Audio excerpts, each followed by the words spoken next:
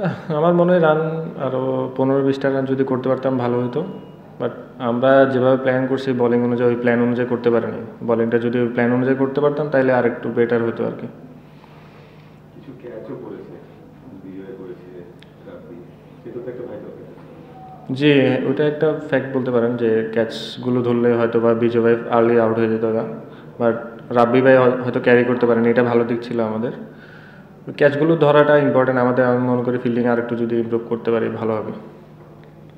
দীপু, ক্যাচগুলো মানে আজকে তো বেশ ডেন্স ফগ, ভিজিবিলিটির কোনো প্রবলেম হচ্ছিল? মানে আজকে জানি না কার কাছে কেমন, আমার কাছে একটু লাগতেছিল, একটু কুয়াশা বেশি তো ওই জন্য একটু সমস্যা লাগতেছিল আর কি।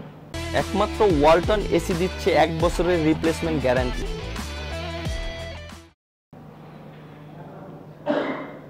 আপনার 41 বলে 50 করেছেন, ওটা কি আপনার নিজের মনে হয় যে আরেকটু অ্যাক্সেলারেট করতে পারলে ভালো হতো দলের জন্য? আমি যদি আর একটু ক্যারি করতে পারতাম পুরো, তাইলে হয়তো বা অনেক কিছু কাভার করা যেত। আর ফার্স্টে তো আর্লি 2টা উইকেট পড়ে গেছিলো, লিটন ভাই আর তামিম ভাই, তো ওই সময় চেষ্টা করছি যেন আর উইকেট না যায় আর কি, আমরা যেন একটু ডিপে নিয়ে যেতে পারি, ওইটাই চিন্তা করছি, আর কিছু না। দীপু, তাসকিন যখন পরের স্পেলে আসলো, আপনাকে দিয়েই শুরু হলো তার উইকেট শিকার একের পরে। আপনার দলের থেকে নিশ্চয়ই খুশি হওয়ার কোনো কারণ নেই, কিন্তু টি-20তে একটা বলার 7 উইকেট নিয়েছে, এটা দেখে কেমন লাগে? এটা তো অনেক অ্যাপ্রিসিয়েট ব্যাপার, ওনার জন্য অনেক ভালো একটা দিক যে 7টা উইকেট নিয়েছিল মেবি আজকে, খুবই ভালো বোলিং করছে উনি ওই টিমে, ওনার মধ্যে মানে ওনাদের যারা টিম ছিল আর কি, বলার ছিল ওদের। তাসকিনের বোলিংয়ে কোনো চেঞ্জ দেখছেন? মানে সে তো উনি তো ধারাবাহিকভাবে ন্যাশনাল টিম যেই ফর্মেটেই খেলছে ভালো বোলিং করছে, উইকেট পাচ্ছে। আপনারা নিশ্চয়ই ইনিংস ব্রেকে তার বোলিংয়ের কোনো কথা কি হয়েছিল আপনার ড্রেসিং রুমে, যে সে একজন বোলার 7টা উইকেট পেল, প্লাস ধারাবাহিক গত ম্যাচেও সে উইকেট পেয়েছে, সব কিছু মিলে তাসকিনকে নিয়ে কোনো ডিসকাশন বা কোনো কথা হয়েছিল?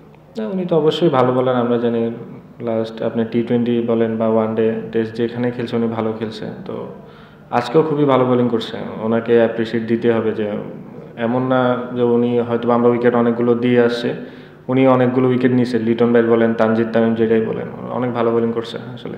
ওই উইকেট আপনার জন্য ওপেনে যদি তার একটু রান পেত, গতদিনও তার 2 রান পেয়েছিলেন, সেদিকে ডিফারেন্স কিছু করে দিয়েছিল?